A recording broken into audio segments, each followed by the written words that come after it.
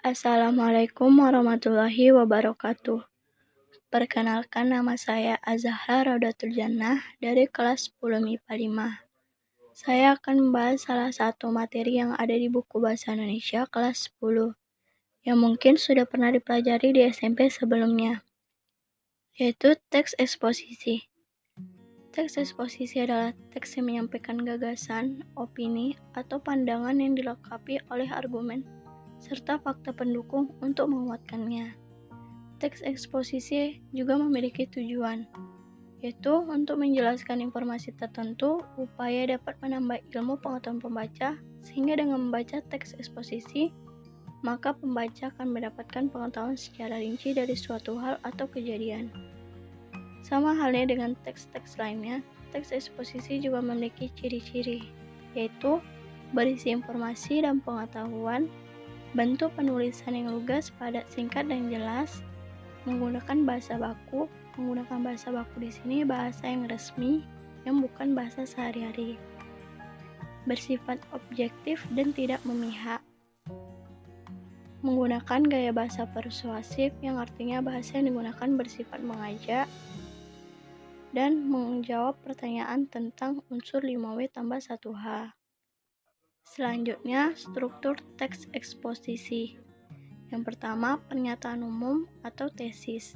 Bagian ini berfungsi untuk memperkenalkan topik sekaligus menempatkan pembaca pada posisi tertentu. Karena dengan teks yang digunakan penulis itu untuk mengemukakan pendapat, maka pembaca bisa berada pada posisi yang bersependapat atau pada posisi yang berseberangan dengannya. Argumentasi atau alasan. Untuk memberikan alasan atau pemaparan hal-hal yang mendukung informasi awal yang telah disampaikan dalam tesis, berisi sejumlah bukti berupa fakta yang mendukung atau membuktikan kebenaran tesis, disertai dengan contoh nyata yang berkaitan dengan topik. Yang ketiga, penegasan ulang. Penegasan ulang berupa rangkuman sudut pandang penulis terhadap keseluruhan isi teks eksposisi. Berisi ulasan, penegasan, dan simpulan terhadap topik yang disampaikan. Selanjutnya, kaidah kebahasaan teks eksposisi. Menggunakan pronomina atau kata ganti. Pronomina adalah kelas kata yang berfungsi untuk mengganti nomina atau kata benda atau frasa nomina. Pronomina terbagi menjadi dua, yaitu pronomina persona, terdiri atas tunggal dan jamak.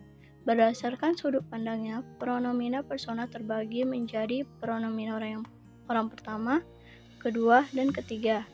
Pronomina non-persona yang digunakan untuk petunjuk dan penanya. Yang kedua, menggunakan leksikal, salah satu jenis kata yang menunjukkan nomina atau kata benda, verba atau kata kerja, adjektiva atau kata sifat, dan adverbia atau kata keterangan. Yang ketiga, menggunakan konjungsi. Konjungsi atau kata hubung dalam teks eksposisi berfungsi agar argumen penulis dapat diperkuat. Sekian dari saya. Bila ada salah kata, mohon dimaafkan. Wabillahi taufiq wal hidayah.